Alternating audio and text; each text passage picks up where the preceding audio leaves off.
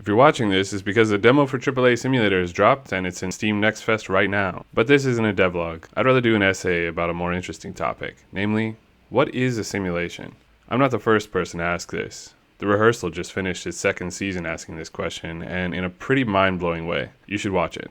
Then there is, of course, The Matrix, which ponders the difference between reality and simulation. And The Matrix was inspired by Baudrillard's Simulacra and Simulation.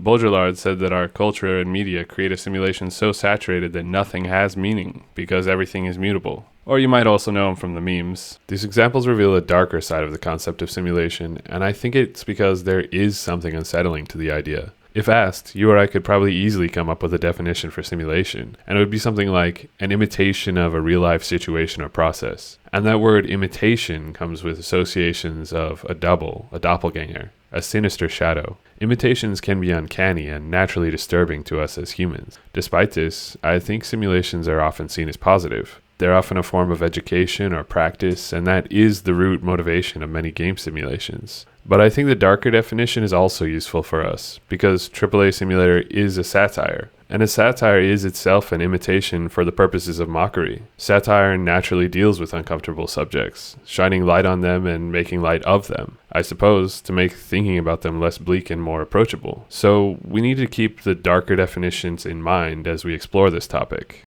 But then there are the gaming definitions of simulation. I've already had the title of AAA Simulator called into question, and I kind of knew that would happen from the start. Plenty of people love that title, but others have only been exposed to the term simulator from the recent trend of viral streamer bait games, where you manage a business and comedy hijinks ensue. These are games like TCG Card Shop Simulator or Schedule 1. AAA Simulator is only loosely related to these things. It is at its core a management sim. You are the CEO of a AAA studio and you need to make business decisions. But it's not very much like other games in this genre, where you set the prices of things and stock your inventory on shelves. It's also not very much like older games in the genre, like Roller Coaster Tycoon, where you customize every detail of your empire. Instead, AAA Simulator's namesake comes from a much older tradition of simulation games. In fact, there's one game in particular that you have definitely heard of if you're a certain age and grew up in America. It's a franchise that lasted for decades that began with a game so old it actually predates Pong. And you might not even think of it as a simulation game, although it most definitely is in my opinion. The game I'm talking about is the Oregon Trail. That's right, back in 1971, educators wanted to simulate life as a pioneer in 19th century America, and the Oregon Trail was the result. And simulate really is the key word here. Games like this and the Sumerian game, another simulator which holds the title of the first educational game ever in 1964, use a specific set of stats to interact with a player and tell them the results of their actions. Both of these games also parallel the journey of baseball simulations, like John Bergeson's baseball game in 1960, or Blaseball, which both use player stats to simulate baseball games. In the Sumerian game, these stats were instead things like population, harvest, and total farmlands. In Oregon Trail, they were things like pounds of food, oxen, and family members. In the version of Oregon Trail I remember from the 90s, the best one obviously, you'd be prompted with decisions like how to cross a river, and factors like the state of the river, the weather, and a dash of random chance would decide whether your whole party made it across safely or perished. That's what a simulation game is at its core. A scenario presented to the player in which a set of core stats determines events in a way that's meant to imitate real life, or an imagined reality. And you could argue that every video game is a simulation by this definition, but I think you can vibe out where the label doesn't really apply. Mario is technically a magical plumber simulator, but we don't really call it that. Katamari Damacy is a rolling crap into a ball simulator, but it doesn't really feel like a simulation game, even though it's totally accurate to the experience. Death Stranding is an accurate simulation of bulky package delivery, but you certainly wouldn't call it a game. The point is, designing a simulation entails identifying all the stats that would best represent that situation, and then figuring out the math that would give the results that are accurate to that reality. This core idea is what really attracted me to making AAA Simulator in the first place. It started from a question. Well, a quote, really. When mass layoffs hit the game industry in 2024, Rod Ferguson said, "Be empathetic. These people aren't knobs and dials." And it kind of made me think, well, in a sense, yes they are. To their bosses anyway. I started to wonder, what if I could recreate the conditions that led to these layoffs? What if you really could make knobs and dials that led the player to the kinds of choices that these game industry CEOs have made? What I was asking, in essence, was how to make a simulation of the AAA game industry. If the stats of Oregon Trail were food, supplies, and family members, then the stats of the AAA industry are things like hype, money, sales, and profit goals. Really, there are two systems in a AAA company. the profit system and the human system, the employees, and of course, these two systems are linked together. But from the CEO's point of view, the financial system would be exaggerated. So for the sake of exaggeration, AAA Simulator emphasizes the stats of hype and the mood of the board, followed by your quarterly profit goal, then the sales and money totals themselves. Stats like labor and morale are relegated to a secondary system that you deal with by hiring and firing employees until they match your profit goals. But there's more to Oregon Trail than a list of calculations. There's also the resulting narration.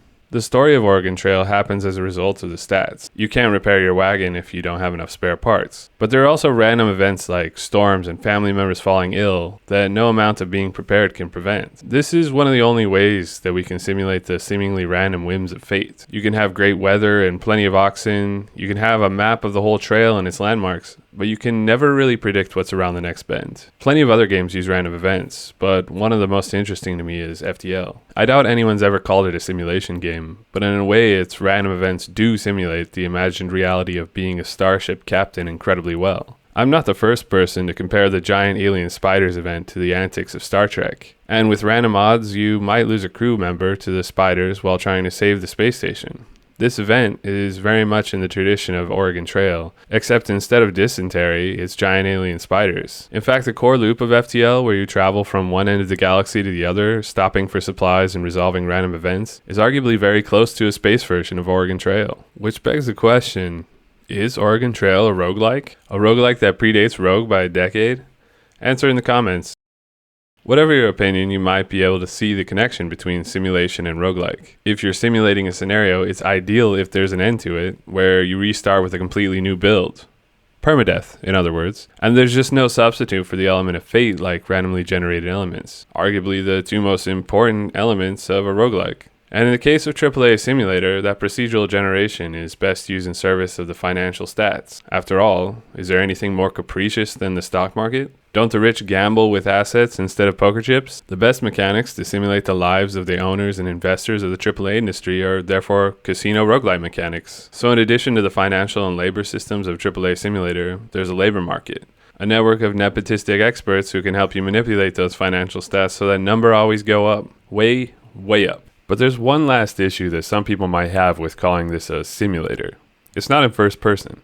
Think about flight simulators. Many of them, from Microsoft Flight Simulator to professional training simulators, put you behind the controls of an airplane in first person. They're simulating the real experience of you piloting a plane, and the higher fidelity they have in doing so, the more accurate and useful the simulation. But I really do think it all depends on the purposes of your simulation, and the corresponding fidelity can and should be adjusted for those purposes. For proof, let's look to the franchise that literally has Sim in the title. SimCity started off the franchise as a city builder. From a top-down God perspective, you could see the simulation of an entire city in action. A first-person camera in this game would have obviously been awful. Then there's the spin-off, The Sims.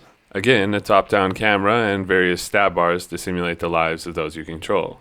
This simulation wasn't intended for people to practice their own lives, but to get a glimpse into the lives of the Sims they created themselves. And then there's our old friend Oregon Trail. There were higher fidelity versions released, several of them, but I always enjoyed the classic version with crappy pixel graphics and text events. Why? It's simple. Imagination. The mind of a child can simulate a better Oregon Trail than realistic illustrations ever could. In fact, the more realistic they got, the more nerdy it felt when I played as a child. It felt like I was hanging out with historical recreationists or something. So AAA Simulator simulates the life of a CEO, not in high fidelity first person, but in the choices presented to them and the stats that shape their decisions. It's still a simulation, even if it isn't in first person. If FTL is the Oregon Trail of space, AAA Simulator is the Oregon Trail of being a corpo scumbag, and it's set in a reality that's both ours and not ours. It's an exaggerated version of our own reality, where one studio can do a Blizzard sexual harassment scandal and a Blitzchung all in the same month. In reality, they just happen within a few short years of each other. Completely different, right?